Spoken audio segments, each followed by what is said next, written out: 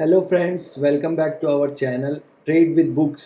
आज हम देखेंगे कि हम बैंक निफ्टी निफ्टी या किसी भी स्टॉक्स में अगले दिन के लिए कैसे प्लान कर सकते हैं अपने ट्रेड को। आपको पहले से तीनों सिचुएशन के लिए तीन सिचुएशंस मैं बताऊंगा आपको। अभी उन तीनों सिचुएशंस के लिए पहले से प्लान रखना चाहिए कि कल अगर ऐसा होता है तो मुझे कैसे ट्रेड लेना है। जब आप पहले से प्रिपेयर रहेंगे तो आप सारे रिस्क को पहले से ही माइंड में लेके चलेंगे, तो वहाँ पे आपको कोई सरप्राइज़ नहीं होगा कि क्या हो सकता है मार्केट में और क्या नहीं। अगर आप ऑप्शन सेलिंग या ऑप्शन बाइंग करते हैं तो आपके लिए बैंक निफ्टी का मैं चार्ट समझाने वाला हूँ कि कल के लिए, मतलब आज है 16 जून, तो 17 को हॉलीडे है। 18 जून के लिए आप कैसे प्लान कर सकते हैं वो हम देखेंगे। तो ये मार्केट 14 जून को इस रेंज में बंद हुआ था फ्रेंड्स। 18 जून को ओपन होने वाला है, आप नीचे देख सकते हो। ये tradingview.com है। आप जब भी ये स्टॉक का चार्ट देखो, किसी भी स्टॉक का या इंडेक्स का, तो मैं रिकमेंड करूँगा कि आप tradingview.com पे जाके देखो। ये बेस्ट चार्टिंग का टूल है, फ्री ऑफ कॉस्ट है, कोई चार्जेस नहीं है यहाँ पे। बस आपको गूगल पे लिखना है जो भी स्टॉक का नाम है, उसके आगे tradingview.com, तो ये चार्ट ओपन हो जाता है। तो आपको हमेशा tradingview.com से ही चार्ट देखना है, भले ही आपका ब्रोकर जीरोधा हो, अपस्टॉक हो, ग्रो हो, कोई भी हो, तो ये बेस्ट है। इसके बाद अपन प्लान कैसे करेंगे नेक्स्ट डे में क्या करना है। तो तीन कंडीशन हो सकती है फ्रेंड्स कि रेंज में खुले मार्केट, गैप अप खुले या गैप डाउन। तीनों कंडीशन के लिए हम देखेंगे कि हम क्या कर सकते हैं, और ये सेम लॉजिक आप रोज अप्लाई कर सकते हो निफ्टी पे भी, बैंक निफ्टी पे भी, या किसी स्टॉक पे इंट्राडे करने के लिए भी, ऑप्शन सेलिंग के लिए भी, ऑप्शन बाइंग के लिए भी। आपको रिस्क भी बताऊंगा मैं क्या लेना है और कैसे ट्रेड प्लान करना है। तो बैंक निफ्टी के एग्जांपल से समझेंगे।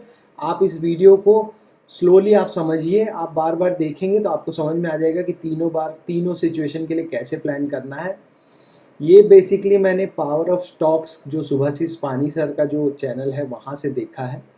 मैंने कई सालों से ये किया है ट्राई, और ये काफ़ी अच्छा रिजल्ट्स देता है। तो आपको मैं ये सिखाता हूँ आज। तो ये देखिए, ये इलेक्शन के दिन, इलेक्शन वाले दिन, ये रिजल्ट्स के दिन ये फॉल आया था। यहाँ से मार्केट ये डब्लू बना के ऊपर चला गया, वापस से एक इसमें प्राइस में मूवमेंट आया है अपसाइड में। इसके बाद से प्राइस एक रेंज बना के रुक गया है, ठीक है।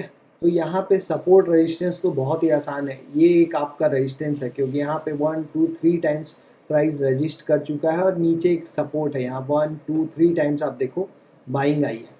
तो आप यहाँ पे सिंपली एक रेजिस्टेंस और सपोर्ट लाइन खींच सकते हो। ये आपका हो गया रेजिस्टेंस लाइंस, और इसके बाद आपका नीचे एक आ जाएगा सपोर्ट लाइन, ठीक है। ये रेजिस्टेंस और सपोर्ट लाइन हमेशा एक जोन होता है, एक एरिया होता है। जो लोग नए हैं स्टॉक मार्केट में, वो ये ना समझ लें कि ये एक जस्ट एक फिक्स लाइन है, मतलब ये 50,248 का लेवल टूटा और हमने बाई किया, ऐसा नहीं होता है। एक जोन होता है, एक छोटा सा जोन। आप देखो यहाँ थोड़ी नीचे से ही आपका बाइंग, यहाँ पे सेलिंग आ गई, थोड़ा और नीचे से ही सेलिंग आ गई, तो ये एक जोन है। इस पूरे जोन में कहीं से भी सेलिंग आ सकती है। तो ये तो हो गया आप एक बड़ा रेजिस्टेंस। अब आप पीछे जाके और भी यहाँ पे सपोर्ट और रेजिस्टेंस खींच सकते हो। जैसे ये आपका एक और हो जाएगा रेजिस्टेंस, और नीचे आपका ये लाइन हो जाएगी सपोर्ट। इतना सिंपल है सपोर्ट और रेजिस्टेंस लाइन खींचना। जो आड़ी तिरछी ट्रेंड लाइंस होती हैं, उनसे ज़्यादा आसान और ज़्यादा बेहतर काम करती हैं ये हॉरिजॉन्टल लाइंस। ये हैं बेहतर लाइंस। अब हम देखेंगे कि कल के लिए कैसे प्लान करना है। मैं कैसे प्लान करता हूँ, आप वैसे ही प्लान कर सकते हैं। अब आप देखिए, कल मार्केट ओपन हुआ था 9:15 पे यहाँ से, और मार्केट ने यहाँ तक आके एक लो बना के एक हाई का रेंज बनाया। मैं इसको जूम कर लेता हूँ आपके बेटर अंडरस्टैंडिंग के लिए। ये देखिए, अब हम चलते हैं 5 मिनट के चार्ट पे। 5 मिनट के चार्ट पे फ्रेंड्स, यहाँ से मार्केट हुआ है ओपन। यहाँ पे मैं आपका टूल यूज़ कर लेता हूँ, बहुत सारे टूल्स हैं, ये ब्रश। यहाँ से मार्केट ओपन हुआ है, ओके। इस कैंडल पे मार्केट ओपन हुआ है। मार्केट पहले नीचे आया, फिर यहाँ ऊपर गया और एक रेंज में फंस गया। इस रेंज को ही दोबारा से रेजिस्टेंस लेके मार्केट पूरे दिन इसके अंदर चलता रहा। अब कितना आसान है ट्रेड लेना, आप देखिएगा। जैसे ड्राइविंग में डर लगता है ना फ्रेंड्स शुरू में, वैसे ट्रेडिंग में भी डर लगता है। बाद में जब आप रिस्क मैनेज करने लग जाओगे तो आपके लिए बहुत ही खेल हो जाएगा। इसमें कोई इंटरेस्ट बचेगा ही नहीं, एक्साइटमेंट बचेगी ही नहीं। Good trading is always boring, याद रखना। जब भी आपको लगे ना एक्साइटमेंट आ रही है, समझ लेना कि कुछ गलत हो रहा है। यहाँ पे देखो क्या हो सकता है, इस लाइन को हम एक बार के लिए हटा देते हैं जो हमने पहले सपोर्ट और रेजिस्टेंस लाइन खींची थी। सिंपल करते हैं चीज़ों को, सिंपल चीज़ें ट्रेडिंग में ज़्यादा काम करती हैं। अगर मार्केट इसी रेंज में ओपन होता है, पहला कंडीशन, द फर्स्ट कंडीशन, कि मार्केट रेंज में ओपन हो रहा है, ठीक है। मार्केट अगर इस रेंज में ओपन होता है तो क्या करना है? अगर मार्केट इस रेंज में ओपन होता है तो मार्केट यहाँ पे अगर ठहर के एक तरफ ब्रेकआउट या ब्रेकडाउन दे तो उस तरफ का ट्रेड लेना है आपको। और ज़्यादा कंफर्मेशन अगर चाहिए तो जब यह मार्केट एक ग्रीन कैंडल से जब ब्रेकआउट देगा, उसके बाद एक रेड कैंडल से इसको वापस टेस्ट करने आए, यानी कि एक पुल बैक हो और वापस से फिर इस हाई को तोड़ दे, तो वो और भी ज़्यादा कंफर्म हो जाएगा। इसको बोलते हैं प्राइस एक्शन। या ऐसे ही यहाँ पे ये वापस एक पुल बैक दे, यहाँ से रेजिस्टेंस ले और फिर से नीचे चला जाए, तो ये हो जाएगा एक पक्का ट्रेड। यहाँ पे आप एक स्टॉप लॉस भी मिल जाएगा आपको छोटा, क्योंकि जब ये यहाँ से डायरेक्ट ब्रेक करेगा तो स्टॉप लॉस पिछला स्विंग का लो होता है। जैसे यहाँ पे आप देखो, अगर आपका यहाँ से ये कैंडल अगर ये ब्रेक डाउन दे देती तो ये स्टॉप लॉस होता। वैसे ही अगर ये यहाँ से जाके अगर ये ब्रेकआउट दे देता तो ये आपका स्टॉप लॉस होता। ठीक है फ्रेंड्स, समझ में आ रहा है? आप वीडियो को बार बार देखेंगे आपको समझ में आएगा। मैं थोड़ा फास्ट चलूँगा, यूट्यूब लिमिट में ही देता है टाइम।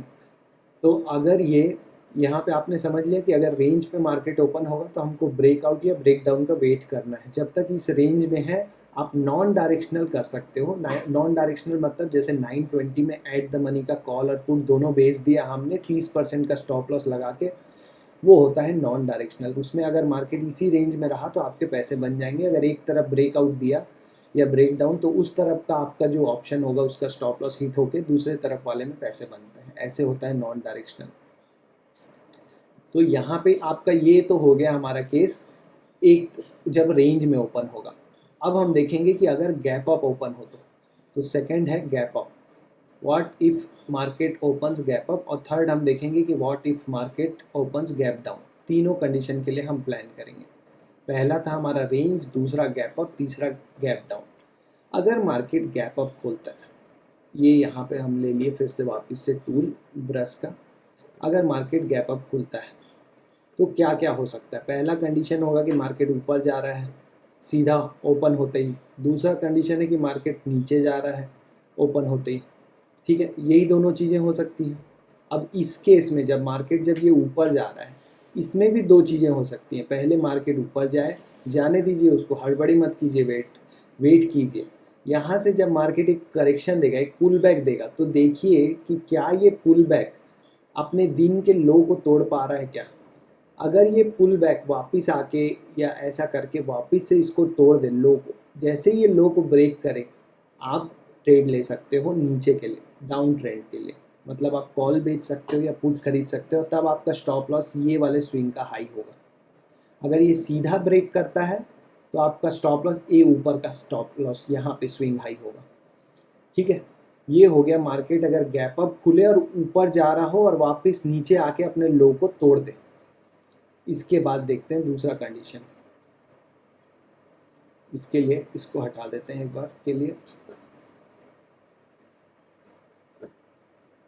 ये दूसरा कंडीशन देखेंगे हम कि मार्केट गैप अप ही खुला, गैप अप खुलने के बाद ऊपर गया, एक पुल बैक का वेट करेंगे हम। पहले जब ये ऊपर जा रहा होगा तब ट्रेड नहीं लेंगे, जब ये पुल बैक देने के बाद जब ये वापस अपने स्विंग हाई को ब्रेक करेगा, इस हाई को, तब हम ऊपर के लिए ट्रेड करेंगे। तब हमारा स्टॉप लॉस यहाँ पे आएगा।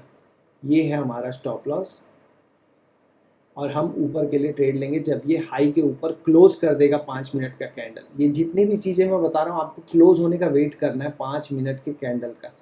तो ये दोनों केस हो गए जब गैप अप ओपन हो और ये वापस से लो को तोड़ दे, गैप अप ओपन हो ऊपर जा रहा हो और हाई को तोड़ दे। अब अगर गैप अप ओपन हो और नीचे आ रहा हो मार्केट, तो दो चीज़ें हो सकती हैं। गैप अप ओपन होने के बाद नीचे आ रहा हो, एक बार ऊपर जाने का ट्राई करे और वापस से अपने इस लो को तोड़ दे, तो नीचे के लिए आपको खेलना है, नीचे का ट्रेड लेना है। ठीक है, लेकिन अगर ये नीचे जा रहा हो और उसके बाद ये जो पुल बैक है ये सीधा चले जाए, या तो डब्लू बना के, ऐसा डब्लू बना के आपका इस हाई को तोड़ दे, अपने दिन के हाई को तोड़ दे, तो आपको ये स्टॉप लॉस लगा के ऊपर के लिए लेना है ट्रेड।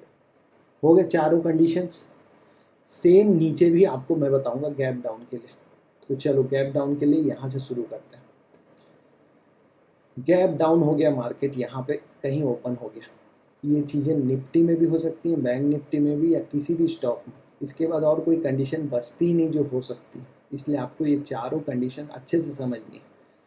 गैप डाउन होने के बाद मार्केट क्या कर सकता है? चलो मान लेते हैं मार्केट और गिर रहा है, नीचे जाने दो, जाने दो, वेट करो, और गिर रहा है, गिरने दो, बहुत सारे ट्रेड मिलेंगे, गिरने दो। कभी तो होगा कि ये पुल बैक के लिए ट्राई करेगा।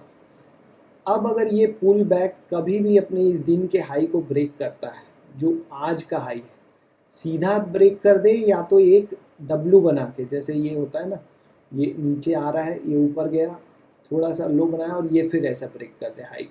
ये दोनों ही केस में आपको ऊपर के लिए ट्रेड लेना है, तब आपका स्टॉप लॉस यहाँ, और इस केस में यहाँ होगा। समझ में आया? शांति से धीरे से समझते हैं फिर से। अगर मार्केट गैप डाउन ओपन हुआ, मार्केट नीचे ही आ रहा है, उसके बाद जो पुल बैक है उसने क्या किया, ऊपर जाके अपने दिन के हाई को तोड़ दिया, तो हम ऊपर के लिए ट्रेड लेंगे, यहाँ पे हमारा स्टॉप लॉस होगा। अगर मार्केट यहाँ से ऊपर जाने की कोशिश किया, वापस एक बार नीचे जाने की कोशिश किया, फिर ऊपर जब गया तो दिन के हाई को तोड़ दिया, तो भी ऊपर के लिए ही ट्रेड लेंगे। फिर देखते हैं कि अगर मार्केट गैप डाउन होने के बाद ऊपर जा रहा हो, गैप डाउन तो हुआ लेकिन खुलते ही साथ ऊपर जा रहा है, जाने दो, वेट करो, कोई हड़बड़ी नहीं है, बहुत टाइम है। यहाँ से कभी तो होगा जब ये वापस नीचे आने का ट्राई करेगा। जब ये नीचे आने का ट्राई करेगा तो या तो ये सीधा ही अपने दिन के लो को तोड़ देगा, या तो जब ये नीचे आने का ट्राई करेगा तो फिर ऊपर जाने का ट्राई करेगा, और फिर से नीचे आके इस लो को तोड़ देगा, तब हम नीचे का ट्रेड लेंगे। अगर ये यहाँ से ऊपर जा रहा था, नीचे आने का ट्राई किया और वापस ऊपर चला गया, मतलब अपने इस हाई को तोड़ दिया, तो ऊपर का ट्रेड ले लो, यहाँ पे स्टॉप लॉस लगा के। इतना ही आसान है फ्रेंड्स ट्रेडिंग। ये सारी कंडीशंस आप पहले से प्रिपेयर रहो, कहीं लिख के रखने की ज़रूरत नहीं है, पहले एक लॉट से ट्रेड करो, धीरे धीरे आपकी प्रैक्टिस बढ़ती जाएगी, ये सब कुछ दिमाग में आ जाएगा, आप खुद प्रो हो जाओगे। रिस्क मैनेज करना सीखो, ये स्टॉप लॉस हटना नहीं चाहिए, ये स्टॉप लॉस होना ही चाहिए, कि अगर ये स्टॉप लॉस सिस्टम में होना चाहिए, दिमाग में नहीं होना चाहिए कि बस मैं लगा दूंगा निकल जाऊंगा, कभी नहीं हो पाएगा। आप यहाँ पे अगर ऑप्शन ट्रेडिंग कर रहे हो तो ऑप्शन में भी ये स्विंग बना होगा, सेम स्विंग, अगर मार्केट यहाँ से ऊपर जा रहा है तो यहाँ पे ऑप्शन में भी एक स्विंग लो बनेगा, आप उस पर स्टॉप लॉस लगा दो जाके सिस्टम में। हिट होता है तो होने दो, आपकी गलती नहीं है, आपने वही किया जो मार्केट में कर सकते हो, स्ट्रक्चर देख के मार्केट का काम कर सकते हो। इसके अलावा अगर स्टॉप लॉस हिट हो रहे हैं तो होंगे ही, लेकिन ये जो अगर सेटअप का आप प्लान करके अगर रोज डिसिप्लिन के साथ ट्रेड करोगे तो आपके 10 में से 60-70% ट्रेड सही होंगे। जब आप खोओगे तो आप जितना खोओगे उसका दोगुना या तिगुना प्रॉफिट लेना है, मतलब रिस्क रिवॉर्ड रेशियो 1:2 1:3 होना चाहिए। अब आप बोलोगे कि निकलना कहाँ है, घुसना तो बता दिया अभिमन्यु की तरह, निकलना कहाँ है? तो निकलने के लिए आपको जो सबसे स्टार्टिंग में मैंने सपोर्ट और रेजिस्टेंस लाइंस बताई थी, वहाँ पे आपको देखना है कि कैसे मार्केट बिहेव कर रहा है। कैंडल स्टिक्स पहचानना सीखिए। अगर आपको कैंडल स्टिक्स में कोई दिक्कत है तो जस्ट इससे पहले मैंने एक वीडियो डाला था प्राइस एक्शन आसान भाषा में, कैंडल स्टिक्स के बारे में वहाँ बहुत अच्छे से बताया मैंने कि आप कैसे मार्केट को एक एक कैंडल के बाद देखते जलते जाइए साथ साथ विथ वॉल्यूम कि अब क्या होने वाला है। तो जैसे ही ये नेक्स्ट जो यहाँ पे रेजिस्टेंस वाला जो ये जोन आएगा, यहाँ पे जो हम अगर ये लाइन खींच के रखेंगे रेजिस्टेंस के लिए, यहाँ पे हमने एक लाइन खींची, अब मार्केट मान लो यहाँ पहुँच गया इसको ब्रेक करने के बाद, अब आप यहाँ पे देखो कि कैसी कैंडल्स बन रही हैं, क्या बाइंग में ज़्यादा प्रेशर आ रहा है कि सेलिंग में। अगर आपका बाइंग में ज़्यादा प्रेशर आ रहा है तो आप वेट करो, ये ब्रेक होके चला जाएगा। हायर हाई हायर लो में खेलो, जब तक पिछला लो नहीं टूटता है ऊपर के लिए ट्रेंड पे बैठे रहो। फ्रेंड्स, जो बिग मनी है that is not in buying not in selling, the big money is always in sitting, मतलब आप जितना देर बैठ सकते हो उतना लंबा पैसा बनेगा। आप कभी बैठ के तो देखो हायर हाई में हायर लो में। अब आप देखो यहाँ पे जैसे किसी ने ऊपर के लिए ट्रेड लिया होगा तो वो यहाँ पे अगर डर के इस कैंडल में निकल गया होगा तो उसके ये पूरा तो मूव चला गया ना। पर आप देखो यहाँ वॉल्यूम तो ऊपर ही बढ़ रहा था, जब तक ये वॉल्यूम ऊपर बढ़ रहा था तो डरने की क्या ज़रूरत है। जैसे ही आपका यहाँ पे आप देखो ये ग्रीन कैंडल में वॉल्यूम कम हुआ, ये जो ग्रीन कैंडल है यहाँ पे मैं आपको मार्क करके बताता हूँ, ये जो ग्रीन कैंडल है फ्रेंड्स, ये वाली ग्रीन कैंडल, इसमें वॉल्यूम देखो, इसमें वॉल्यूम है यहाँ पे, ये वॉल्यूम हो गया एकदम कम, और उसके बाद जो कैंडल है वो बहुत ही डिसाइसिव है। इसको डिलीट कर देते हैं तभी समझ में आएगा। इसको डिलीट करके आपको मैं नेक्स्ट कैंडल जो बताऊंगा वो ट्रेडिंग की सबसे बड़ी कैंडल है, द डोजी कैंडल। इसको जूम कर लेते हैं। ये देखो, ये जो कैंडल है, अब आप सोचो इससे पहली कैंडल में इस छोटे वॉल्यूम में प्राइस यहाँ से यहाँ तक मूव कर गया, उसके बाद एक उससे बहुत ज़्यादा बड़े वॉल्यूम में भी प्राइस ऊपर जा ही नहीं पा रहा है। मतलब इस पूरे ग्रीन वाले वॉल्यूम में सेलर्स भरे हुए हैं, ये लोग सेल कर रहे हैं इस प्राइस पे, इसीलिए मार्केट पूरे दिन अब इस रेंज के बाहर गया ही नहीं, और ये बहुत इंपॉर्टेंट एक रेजिस्टेंस जोन बन गया। अगर इसके ऊपर निकलना है तो सोचो ये सारे सेलर्स को हराना पड़ेगा। समझ रहे हैं? तो बाइंग और सेलिंग में आप ये वॉल्यूम के साथ जब आप कैंडल का साइज मैच करोगे कि ये छोटे वॉल्यूम में इतना बड़ा कैंडल, इतने बड़े वॉल्यूम में भी प्राइस यहाँ से लेके सिर्फ यहाँ तक इतना ही फासला तय कर पाया है। मार्क करके बताता हूँ, यहाँ से लेके यहाँ तक इतने बड़े वॉल्यूम, इसी का परिणाम है कि मार्केट यहाँ पे रुक गया, सेलिंग आ गई। ठीक है फ्रेंड्स, आई होप आपको ये वीडियो अच्छा लगा होगा। अगर आपको अच्छा लगा है तो चैनल को सब्सक्राइब कर लीजिए। ऐसे ही और वीडियोस के लिए अपने फ्रेंड्स के साथ शेयर कीजिए वीडियोस को, ताकि वो लोग भी आसान भाषा में शेयर मार्केट सीख सकें। और आपको अगर कोई और नॉलेज चाहिए तो आप कमेंट करके बताइए आपको कौन से टॉपिक पे चाहिए वीडियो। आप ऐसा प्लान कीजिए और बताइए कि मुझे आप सक्सेसफुल हुए कि नहीं।